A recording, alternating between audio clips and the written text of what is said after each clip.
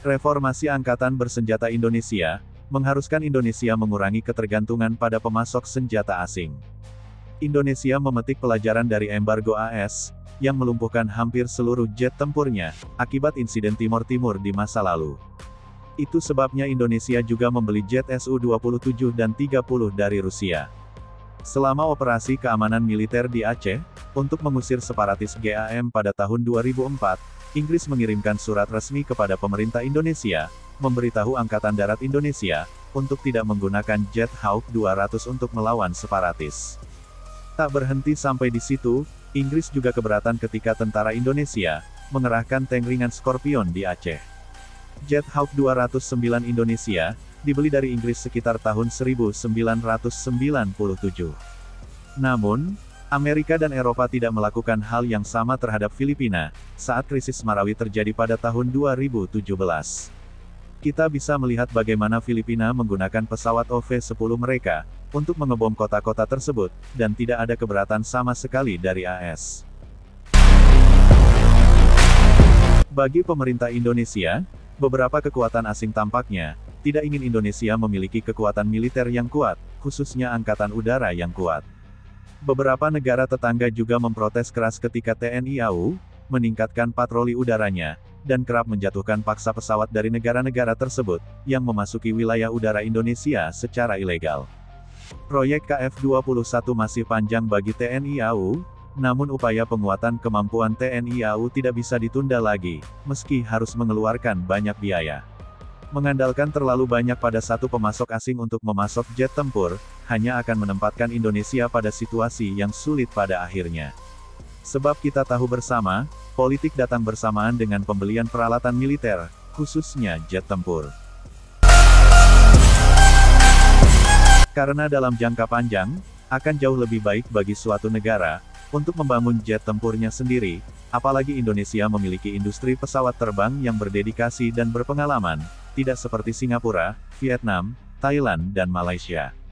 Dan seiring dengan semakin besarnya belanja pertahanan dan perekonomian Indonesia, wajar saja jika perusahaan dirgantara Indonesia, mencoba mengembangkan jet tempurnya sendiri, walaupun banyak kritikus mengatakan, bahwa Indonesia terburu-buru dan terlalu ambisius, dalam pengembangan ini, dan harus mencoba fokus pada pembelian jet tempur sederhana, seperti FA-50 atau Tejas.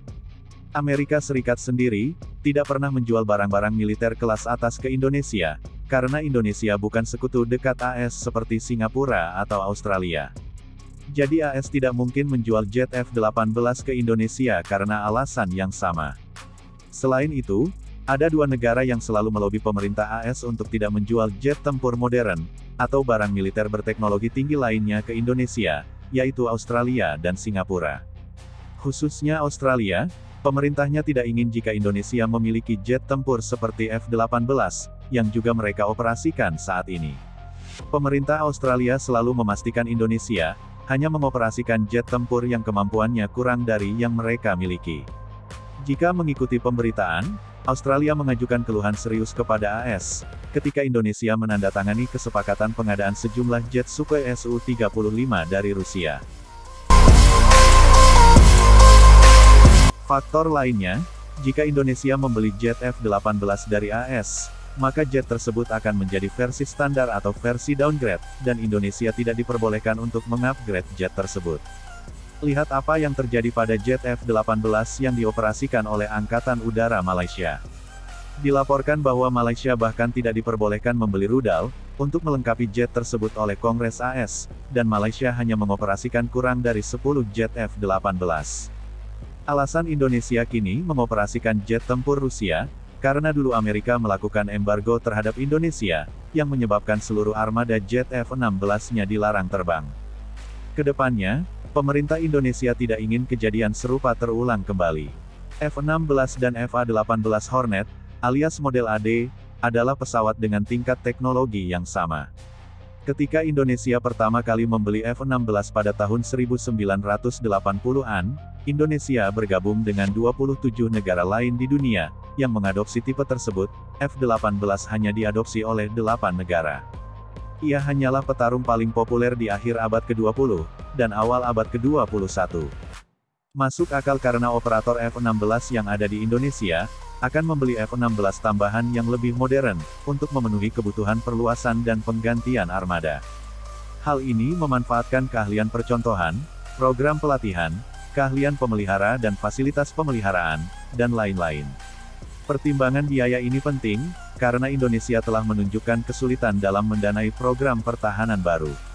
Misalnya, mereka melewatkan pembayaran untuk program pesawat tempur KF-21 Boramae, gabungan Korea-Indonesia. Sementara itu, Indonesia juga terus berupaya memperoleh pesawat tempur canggih lainnya, seperti Dassault Rafale dan F-15EX.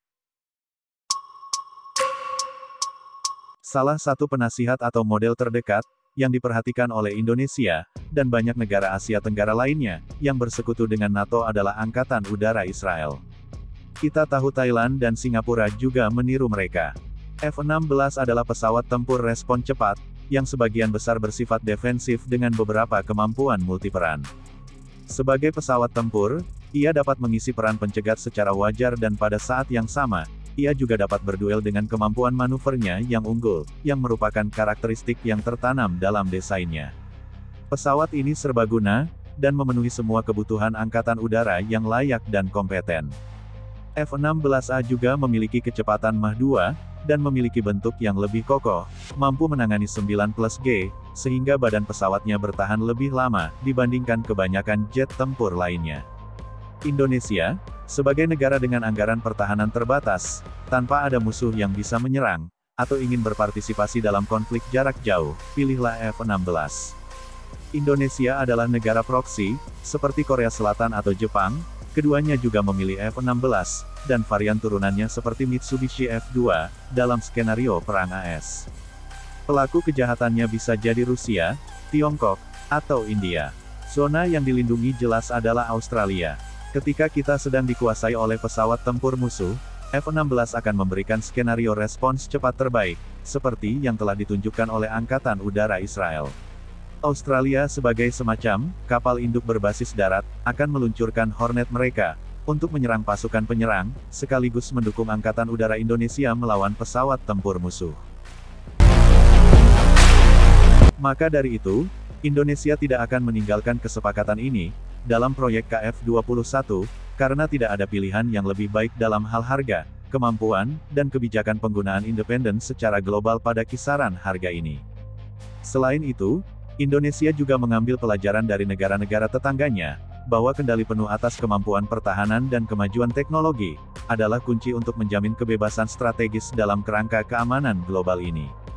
Selain itu, proyek ini akan menghasilkan jet tempur yang mumpuni, yang akan melengkapi pesawat tempur Rafale Prancis, sehingga memperkuat keamanan negara. Oleh karena itu, meskipun ada kekhawatiran mengenai keterlambatan pembayaran, Indonesia, sebagai satu-satunya mitra pembangunan bersama proyek KF-21, tetap berkomitmen pada komitmennya, memastikan bahwa partisipasi akan terus berlanjut, dan upaya terus dilakukan untuk mengatasi masalah pembayaran.